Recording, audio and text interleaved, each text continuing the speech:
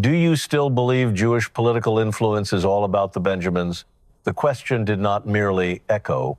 It severed the heavy, expectant air of the cavernous auditorium, carrying with the deliberate, lethal velocity of a sniper's round all the way to the acoustic paneling of the back wall before returning to find Congresswoman Ilhan Omar entirely paralyzed. Her mouth hung open, suspended in the agonizing fraction of a second that stretches into an eternity in the brutal theater of American politics. Yet the highly sensitive microphone, positioned mere inches from her face, registered nothing but absolute, devastating silence. It was a profound and suffocating void, amplified by the unrelenting scrutiny of 14 high-definition broadcast cameras that had simultaneously locked their mechanical focus onto a face visibly short-circuiting under the glare of the stadium lights. It was the naked, unvarnished expression of a seasoned politician frantically running the bleak, unforgiving arithmetic of a rhetorical trap where every conceivable exit route had been heavily mined.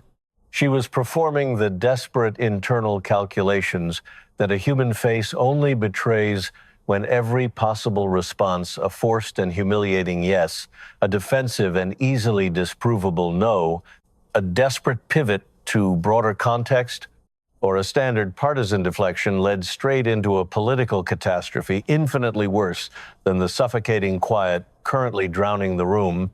Ben Shapiro, anchoring the opposite podium with the precise, unyielding discipline of a veteran litigator who understands intimately that in a courtroom, the silence itself is often the most damning confession of all, did not bother to wait for her agonizing internal calculations to finish.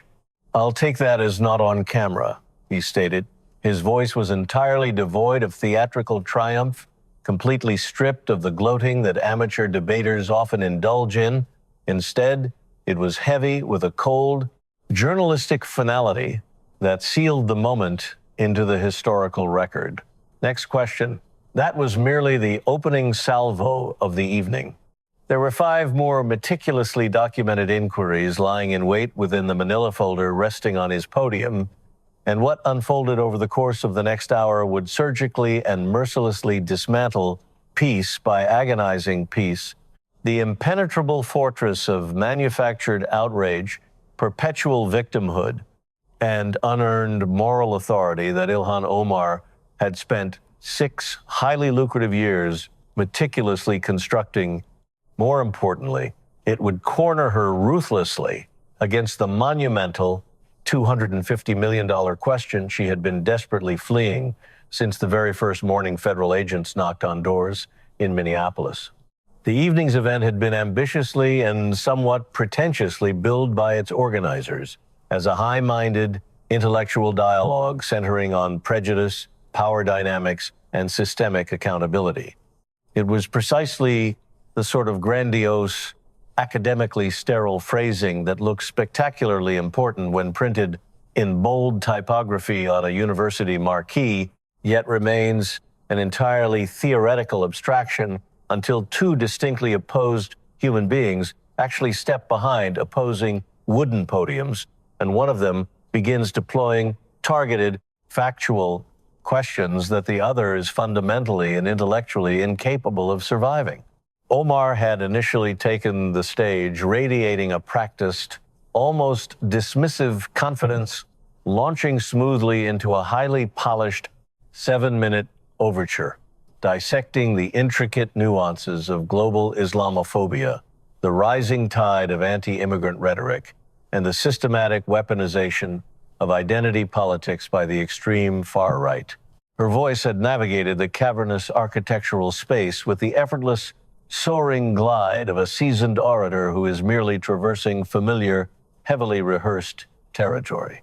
She possessed the rhythmic breathing, the fierce and unyielding physical conviction, and the unmistakable melodic cadence of a career politician who has delivered slight variations of this exact same monologue in dozens of different cities to dozens of different compliant crowds. She knew precisely where the applause lines were buried in the text, because she had personally engineered them to be there, constructing the speech like a psychological blueprint designed to extract adulation on command. Right on cue, the sympathetic gallery delivered the mandated, thunderous ovation, and Omar accepted it with a subtle, sovereign nod of her head. It was the distinct, deeply ingrained body language of a public figure who has been thoroughly insulated by sycophantic praise for 6 unbroken years, a woman who has gradually grown to process public adulation not as a generous gift from her constituents, but as an inescapable, permanent meteorological condition of her daily environment. Then, the atmosphere fundamentally ruptured as Shapiro methodically and unapologetically established the harsh new terms of engagement for the remainder of the broadcast. "I'm going to ask questions," he began. The inherent tempo and underlying temperature of the room instantly shifting from a warm academic symposium to the freezing reality of a deposition. "I'd like answers, not speeches. If the question is yes or no, the answer is yes or no. The Congresswoman is welcome to add context after the answer, but the answer comes first." Above their heads, the massive, state-of-the-art projection screen flickered to life, illuminating the first piece of unavoidable digital evidence for the entire auditorium to digest. February 2019. The timestamp was stark, glowing with uncompromising clarity, the typography blown up to proportions massive enough to be easily read from the furthest, darkest row of the upper balcony. It was her own social media post, immortalized in pixelated infamy. "It's all about the Benjamins, baby." The post, as Shapiro ruthlessly and meticulously established for the record, was a direct, calculated attack on AIPAC, the American Israel Public Affairs Committee. It was a statement so fundamentally toxic and steeped in historical bigotry that Speaker Nancy Pelosi and the entire Democratic congressional leadership had been practically forced into a corner, compelled to issue a remarkably rare, unified joint statement severely condemning the remarks. This was not a partisan attack orchestrated by vengeful Republicans across the aisle. This was a formal, institutional reprimand originating from her own political family, drafted and signed by her own Speaker of the House. Benjamin's Shapiro noted with lethal journalistic precision, his eyes cutting directly across the stage to meet hers, is slang for $100 bills. The implication, and I'm being precise right now because precision fundamentally matters when we are discussing bigotry, is that Jewish political influence in America operates exclusively through money, through purchasing illicit loyalty, through buying the souls of politicians. Do you still believe that Jewish political influence in America is, in your exact words, all about the Benjamins? Yes or no? Omar's posture immediately betrayed the sudden, spiking panic flooding her nervous system. Her shoulders thrust forward aggressively over the gooseneck microphone, the tightly tailored fabric of her designer blazer visibly pulling taut at the seams as her body language shifted from stateswoman to cornered combatant. That tweet was completely taken out of context. She began, the deeply ingrained political defense reflex kicking in automatically, attempting to muddy the impossibly clear waters. And I've addressed it multiple times on various platforms. The broader point I was making about lobbying influence and the corrupting nature of Shapiro summarily severed the evasive sentence before it could even begin to search for a period. His verbal interjection landed squarely and devastatingly in the microscopic vulnerability between her defensive, rambling clause and her next desperate intake of oxygen. "The question is yes or no," he stated, his volume unraised, but his authority absolute. "I didn't ask you about the broader point. I didn't ask you about the surrounding context. I'm literally reading your specific tweet, generated by your words, typed on your keyboard, posted from your verified account, and I am simply asking if you still believe them today. Yes or no?" Flustered, visibly rattled by the realization that her standard evasion tactics were being openly blockaded, she attempted yet another clumsy pivot. The AIPAC lobby has a long documented history of actively Shapiro cut her off again, the rhythm of his interruptions resembling the steady, merciless ticking of a metronome. That's not yes, and it's not no. Down in the fifth row of the audience, the physical manifestation of the room's escalating tension became impossible to ignore. A man wearing a traditional kippah slowly leaned his torso forward, pulling away from the backrest of his seat. His tightly folded hands deliberately separated to rest firmly and rigidly on his kneecaps, his eyes fixed entirely on the stage, watching the unraveling of a narrative he had endured for years. I'll note for the record that the Congresswoman has explicitly declined to answer, and we will move on. Shapiro declared permanently closing the ledger on that specific evasion. He immediately, without offering her a single moment to recover her equilibrium, pivoted directly to the next exhibit in his meticulously curated prosecution. Another digital artifact materialized on the colossal screen behind them, casting a pale, unforgiving light over the stage. 2012. Israel has hypnotized the world. May Allah awaken the people and help them see the evil doings of Israel. It was a full decade before she would ever set foot in the hallowed halls of the United States Congress. Long before she possessed a national platform, yet the malicious, insidious words had not aged a single day.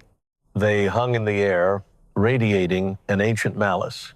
Shapiro dissected the specific vocabulary choice with the clinical, detached precision of a forensic historian confronting a textbook manifestation of bigotry. Hypnotized, he repeated, letting the three syllables resonate, heavily emphasizing the incredibly insidious nature of the specific accusation. He elaborated on the dark etiology of the term, the ancient, virulent, and blood-soaked conspiracy theory that Jews manipulate global events through psychological deception and dark mesmerism, exerting a shadowy, unholy power over oblivious populations who remain completely unaware of their own subjugation. It is unequivocally one of the oldest, most destructive anti-Semitic tropes in all of Western history. He reminded her, his voice slicing through the dead silent room. It predates the invention of the internet by about 600 years. Did you know that dark, violent history when you chose to write it? At the podium, Omar's hand instinctively, almost involuntarily, reached out for her glass of ice water. She elevated the heavy crystal halfway to her dry mouth before her nerve completely and utterly failed her. Realizing the physical tremor in her fingers would betray her internal panic to the zooming lenses, she set it back down onto the polished wood of the podium. The liquid inside continued visibly trembling, sending tiny, frantic ripples across the surface long after her fingertips had safely retreated from the rim. I have acknowledged in the past that my language was, perhaps she attempted, only to be ruthlessly corralled right back into the brutal, inescapable confines of the binary format. The question is whether you knew Shapiro pressed relentless and immovable. When you consciously typed the word hypnotized to describe the sole Jewish state, did you know you were deploying a loaded term that has been historically utilized to dehumanize and slaughter Jewish people since the Middle Ages? Yes or no? Once again, she attempted to obfuscate, retreating to the safety of prepared talking points. I have said repeatedly to my constituents that I, Shapiro, did not allow her the dignity of finishing the deflection. You were formally removed from the House Foreign Affairs Committee, he stated, bringing the full weight of the United States government's judgment down upon her standing. The specific committee that oversees all international relations decided on the record that you could no longer be trusted to handle international relations. That's not my personal opinion, Congresswoman.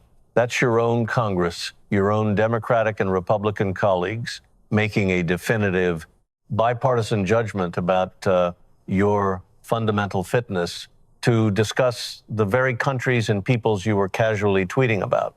Down in the designated press pool, the atmosphere grew so intensely uncomfortable, so overwhelmingly saturated with the reality of a career being dismantled live on stage that a veteran reporter's fingers simply hovered in midair.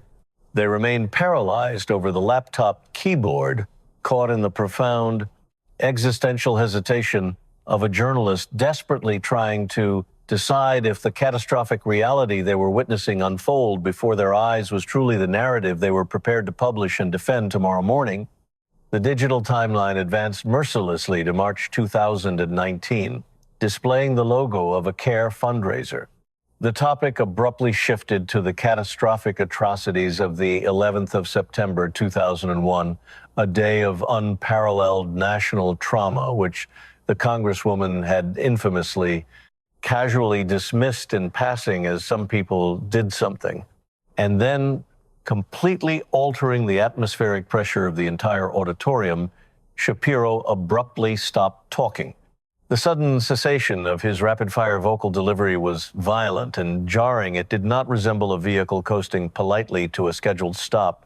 Rather, it felt like a speeding car locking its brakes and violently skidding across wet asphalt. Up to this exact pivotal second, the debate had operated at a blistering, almost unmanageable velocity. It had been the rapid, highly tactical exchange of two verbal combatants, deeply accustomed to dictating the pacing of any room they entered, both intimately used to overpowering their opponents through sheer volume and speed. But this carefully calculated halt was entirely different in its nature. This was the intentional, strategic deployment of absolute silence as a weapon, and its arrival was deafening, the kind of stark, heavy auditory vacuum that only truly exists when a continuous, dominant sound is suddenly erased from existence. 2,977 people, Shapiro finally stated, his voice stripped of all debate stage theatrics, leaving only a cold, vibrating core of absolute fury. It was a single devastating sentence, structurally unadorned, intentionally left to stand entirely alone in the exact center of an auditorium that had not drawn a collective, relaxed breath for 20 straight minutes and would not breathe easily again for the remainder of the night. Can you say the number?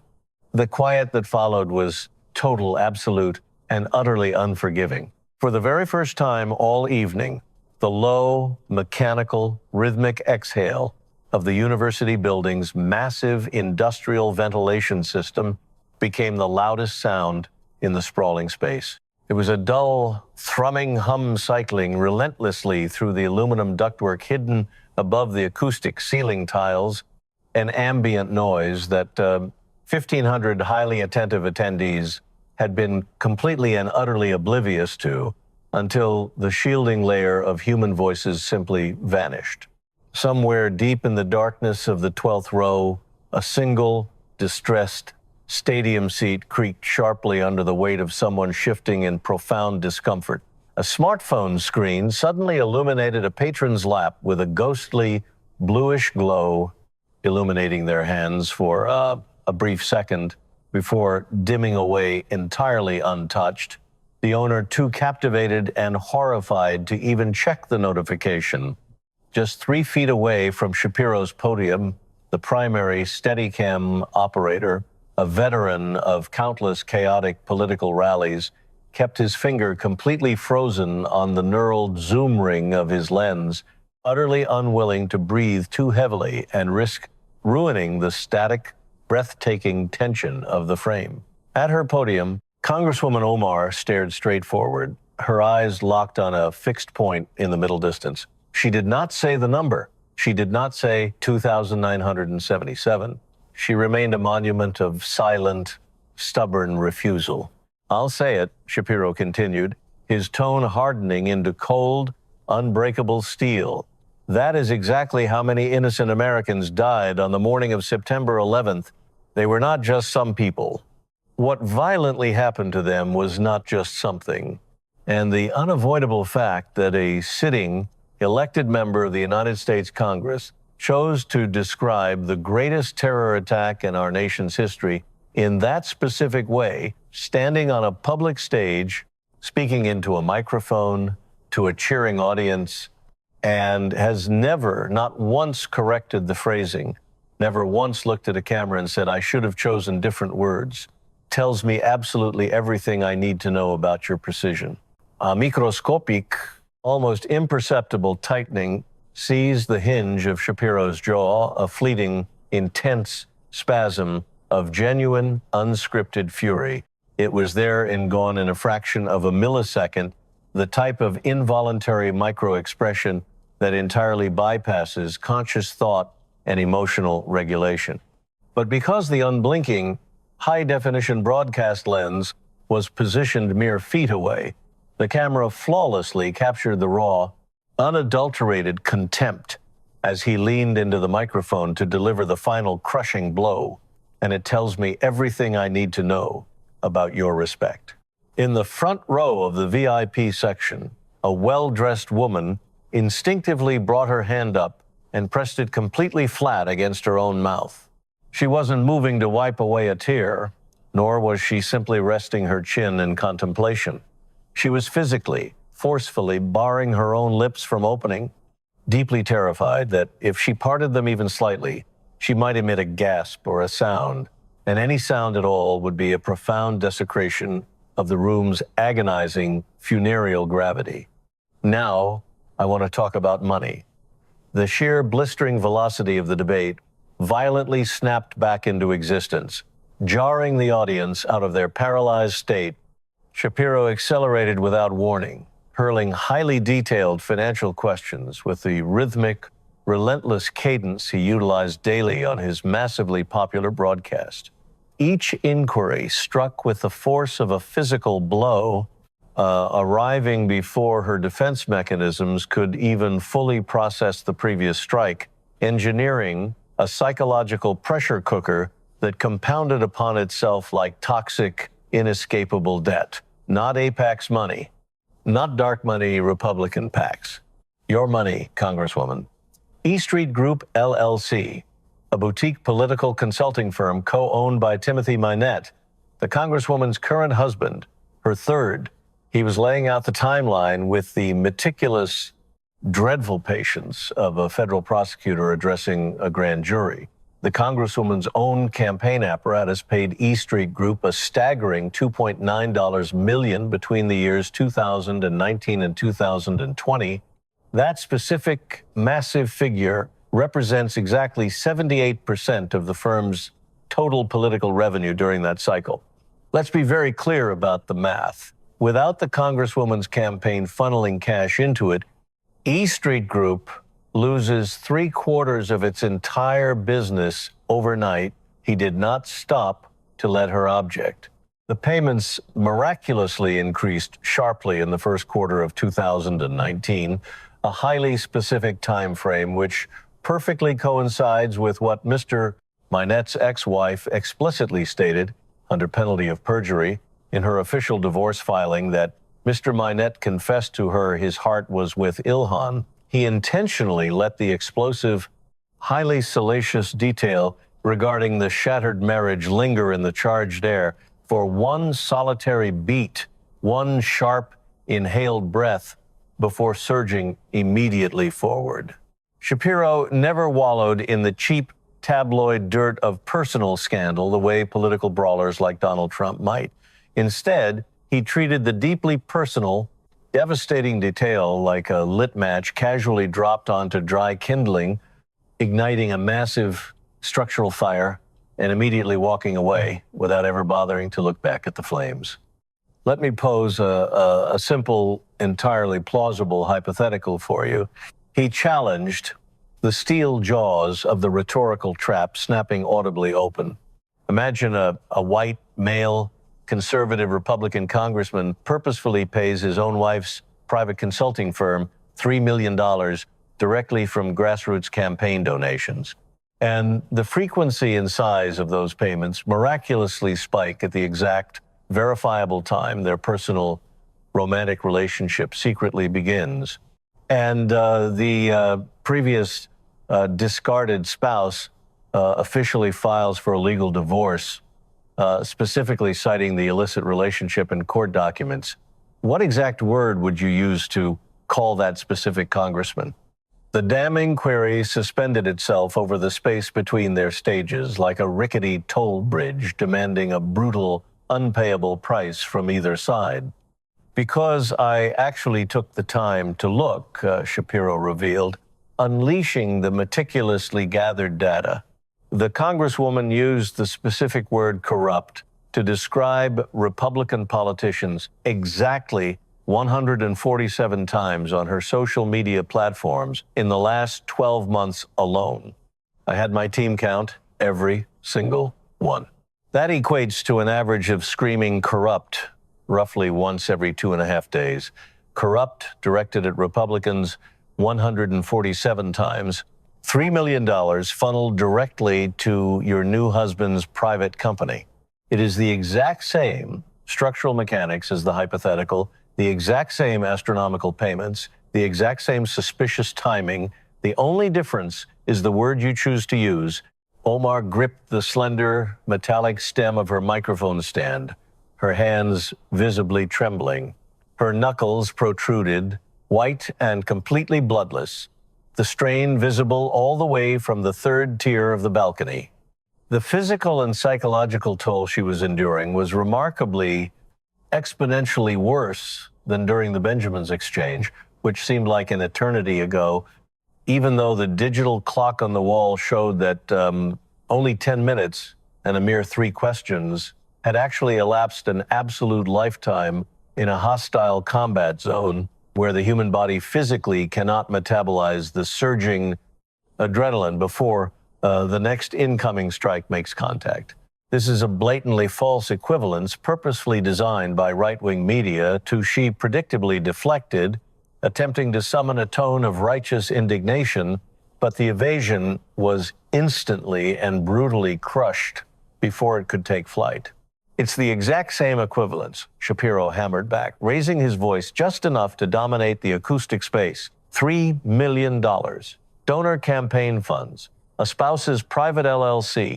The only single variable that has changed in this equation is the political party of the perpetrator.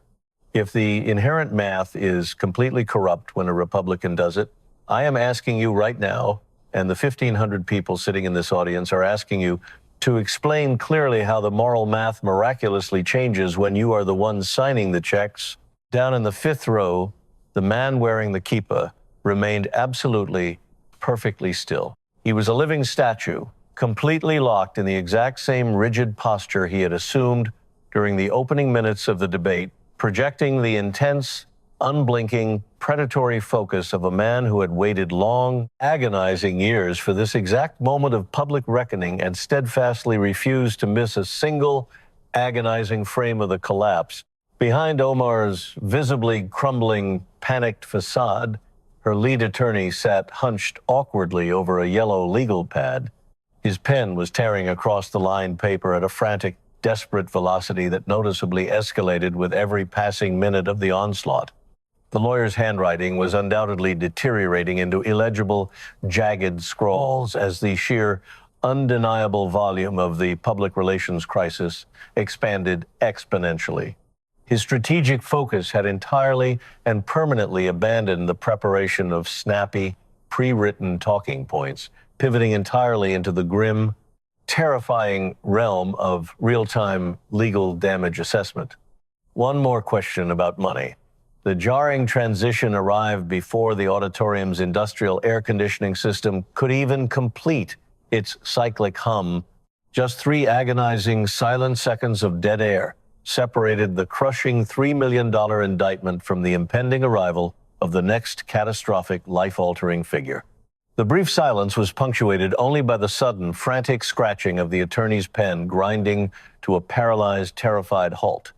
2024, Shapiro stated, meticulously establishing the timeline for the cameras. The Congresswoman officially files a mandatory federal financial disclosure reporting her total household assets as being somewhere between $6 million and $30 million. Shortly thereafter, she explicitly on the record tells a reporter from Business Insider, "I am not a millionaire." That statement is legally and mathematically, categorically false. Fast forward to 2026. The Congresswoman quietly submits an amended federal filing. The newly reported assets, $18,000 to $95,000. He stopped reading from his notes and stared directly across the stage at her, absolutely refusing to summarize or round down the devastating math. That represents an unexplained discrepancy of $29,905,000. He enunciated every single solitary digit of the staggering $29,905,000 difference, separating the numbers deliberately and slowly, flawlessly, echoing the grim, unavoidable cadence of a federal court clerk reading a catastrophic financial penalty into the permanent legal record prior to sentencing. If a major multinational corporation that the Congresswoman was currently investigating on her committee filed a federal financial disclosure that was off by $30 million and casually attempted to wave it away as a simple accounting error, would the Congresswoman ever, for 1 second, accept that explanation? Omar's live microphone picked up absolutely nothing but the sound of her own shallow, panicked breathing. Her jaw was slightly unhinged, her eyes darting wildly across the room as her exhausted brain frantically tried to assemble a viable counter-narrative from a mental catalog where every single available defense was infinitely more self-destructive and legally perilous than simply remaining silent. Shapiro didn't give her the dignity or the momentary relief of a rescue. He answered his own rhetorical question with the lethal, absolute certainty of a master prosecutor cross-examining an entirely defeated, utterly broken hostile witness. You'd instantly call a televised congressional hearing. You'd demand the immediate subpoena of all internal corporate records. You'd go straight on prime-time cable news, look deeply into the camera, and declare with total moral superiority, the American people deserve answers. I know this for a fact, Congresswoman, because you've done exactly that for fractions of $30 million. Fully anticipating her final, most desperate and familiar political maneuver, Shapiro fundamentally altered his vocal register. He did not slow down his blistering pace, nor did he artificially soften his combative tone. Instead, his voice became profoundly, dangerously direct. It carried the unmistakable, heavy gravity of a highly disciplined man executing a complex, premeditated strike he had obsessively rehearsed in his own mind 1,000 times in preparation for this exact evening. I want to address something right now, specifically before it happens.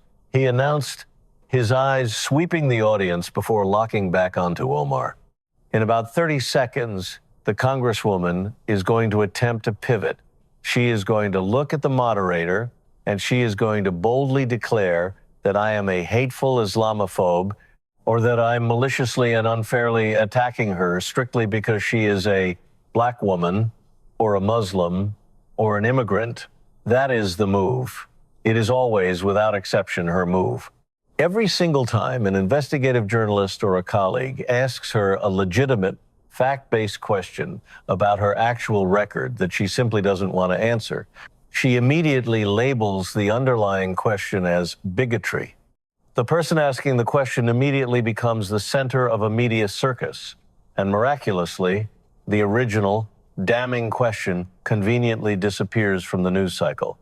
But I want to point something out right now before she physically executes that exact move, so that every single person sitting in this room and millions watching at home can evaluate her accusation with fully informed historical context. He stood up noticeably straighter, intentionally taking a half step back from the physical wooden support of his podium.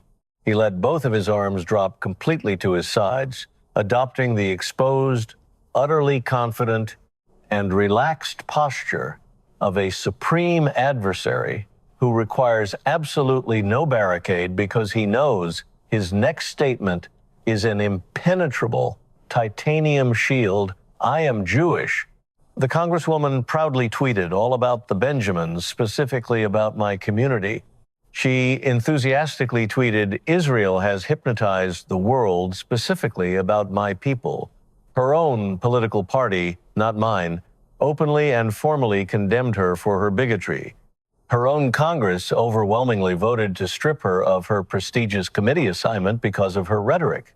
If we are actually going to have a serious, honest conversation tonight about who exactly has been deeply historically prejudiced against whom in this room, I have a mountain of her actual verified tweets, and she only has baseless accusations. I'll take the tweets.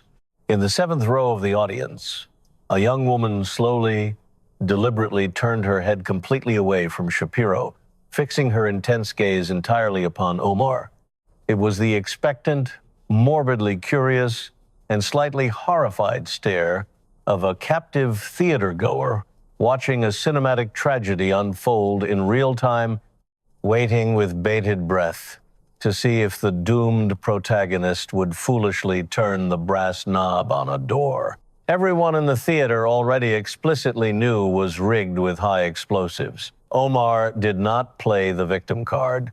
She withheld the fierce accusation of bigotry not out of some newfound sense of political restraint or moral epiphany, but strictly because Shapiro had expertly, surgically held the card up to the harsh glare of the stadium lights and burned it to ashes before her fingers could even draw it from the deck. And in the ruthless, unforgiving theater of high-stakes American political warfare, a trump card that is thoroughly exposed to the audience before it can be dramatically played ceases to be a weapon. It instantly devolves into a pathetic, transparent prop, and hollow props simply do not win congressional debates. I want to end with something tonight that isn't about offensive social media tweets or questionable campaign slush funds or $30 million financial disclosure errors. Shapiro announced his speaking pace dropped drastically, noticeably, for only the second time that entire evening. The first deceleration had been reserved for honoring the 2,977 murdered victims of 9/11. The second, highly deliberate shift in tempo carried an equally chilling, somber preamble. Dropping dramatically from a blistering 180 words per minute down to a deliberate, almost agonizingly methodical 120, the sudden settling of the atmospheric air carried profound, undeniable psychological weight. The massive audience, thoroughly conditioned by over 30 unbroken minutes of high-octane, hyper-aggressive verbal crossfire, physically felt the sudden deceleration in their own guts.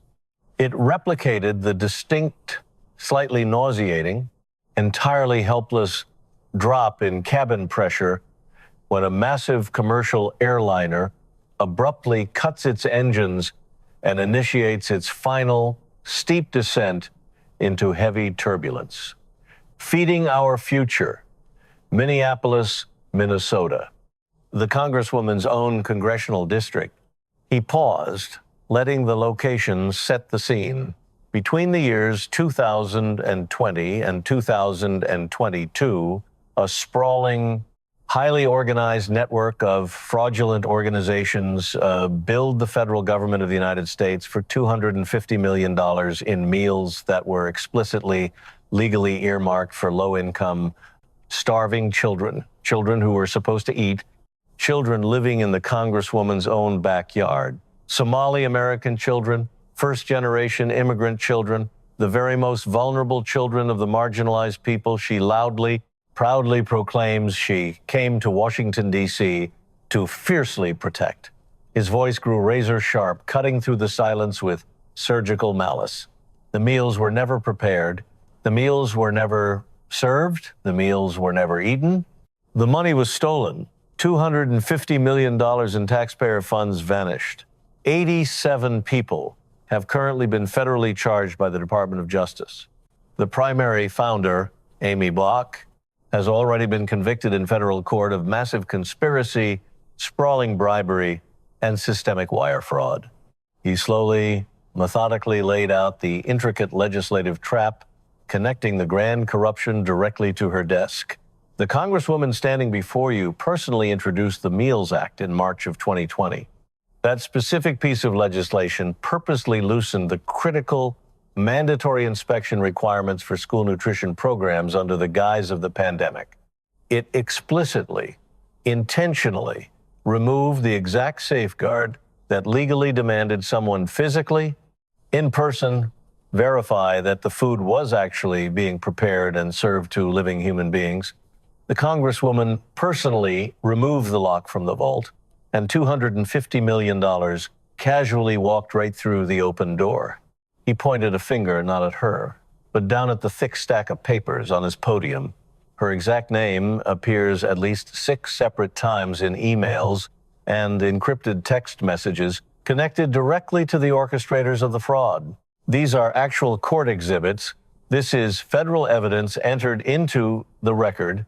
Direct quotes reading, Ilhan's office help with USDA food program, her name starring prominently in the private internal communications of currently convicted felons who systematically stole food directly from the mouths of starving children.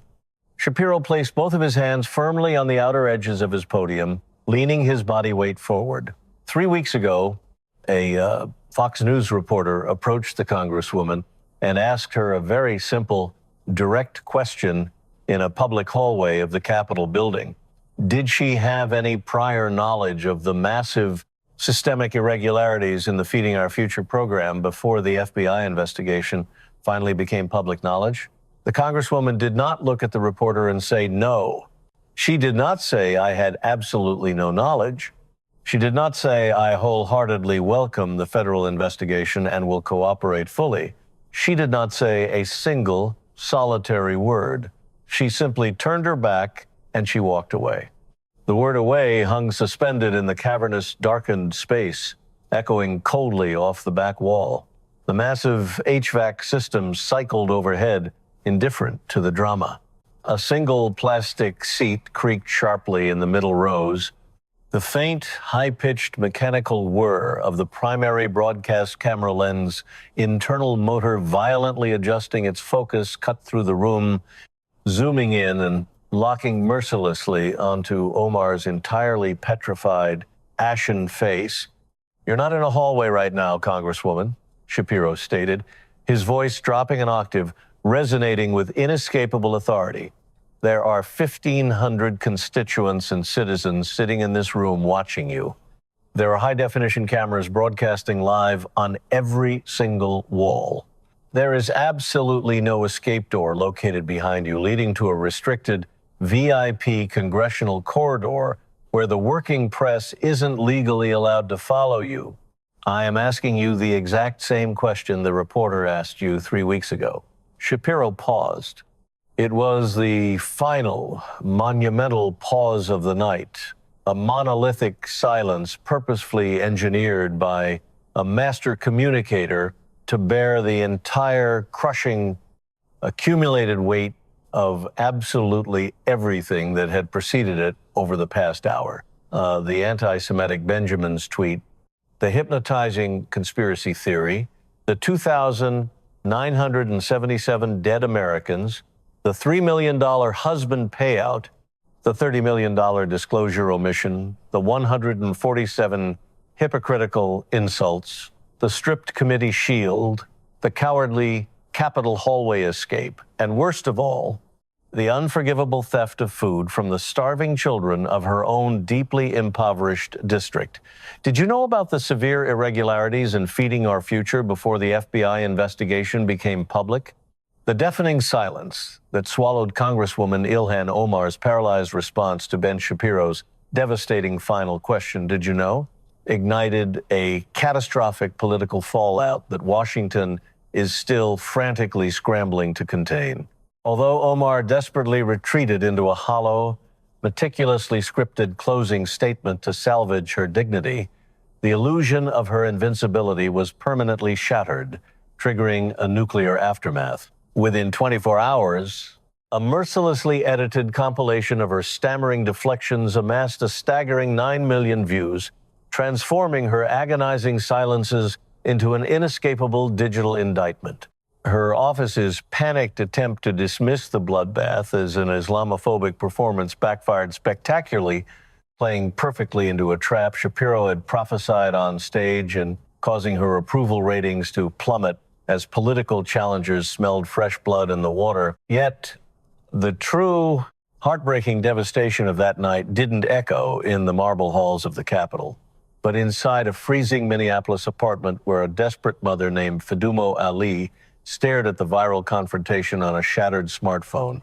Fidumo didn't know who Ben Shapiro was, but she intimately recognized his demand for accountability, having screamed that exact same question into the void when a corrupt $250 million federal program systematically stole meals directly from the mouth of her starving 9-year-old son. As her boy slept nearby with an empty stomach fraudulently counted as fed in a pristine government database, Fidumo sat alone in the dark, realizing that the powerful congresswoman who had legislatively unlocked the vault for the fraudsters was the exact same politician who had ignored her desperate pleas for help. The monumental question remains violently suspended in the air, leaving us to uncover a much darker, impending reality in the shadows of this unprecedented scandal. If her onstage silence was this deafening, what unimaginable secrets is the political machine still trying to hide, and who will finally pay the price when the microphone turns back on?